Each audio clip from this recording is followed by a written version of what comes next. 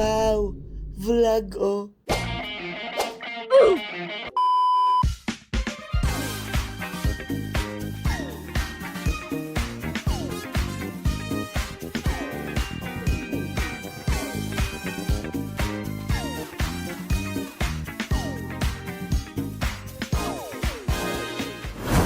Hello mga kamema!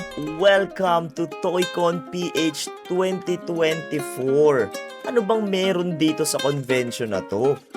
Dito lang naman ginaganap sa SMX ang taunang budol para sa mga toy collectors, ayan o, art collectors at kahit ano pang klaseng collector ka.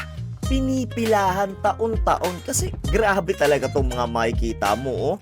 Kailangan ready at paldo ang wallet mo kasi maglalaway ka sa mga toys, action figure collectibles at kung ano-ano pang nagpasaya sa'yo nung kabataan mo. Kung hindi naman paldo ang wallet, okay lang kasi maraming fun activities dito. Ikaw na mismo ang mapapagod sa dami ng pwedeng gawin. May mga freebies at giveaways pa. May on-stage entertainment rin at guest. May K-pop, J-pop, P-pop, Unli-pops, kahit anong pop pa yan. Sayang wala yung bini. Pag nagutom ka naman, okay na okay lang kasi maraming mabibilang pagkain dito sa loob. Marami silang concessionaire. Kami nga eto, nagutom na o kumain na kami dito. May space naman para kumain if ever. Pwede ka rin magdala ng sarili mong baon. At sa kakaikot ko nga, hindi ko rin natiis, nabudol din ako guys. Napabili rin ako ng mga kung ano-ano dito. Buti na lang kahit walang cash, meron tayong card. Ito na talaga ang paunang tradisyon na magpapaalala sa'yo ng iyong kabataan.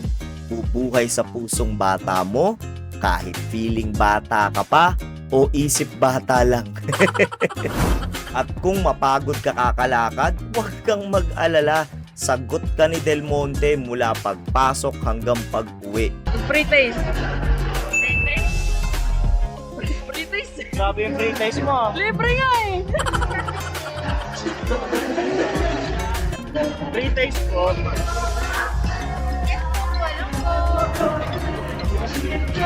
Free taste, no?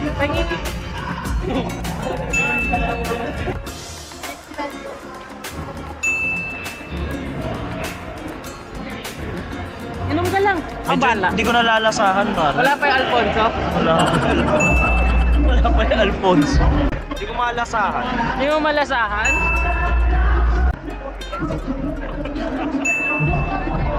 Uy, in fairness, masarap ha. Oh, kumuha ka ulit? Hmm? Kumuha ka ulit? Hmm.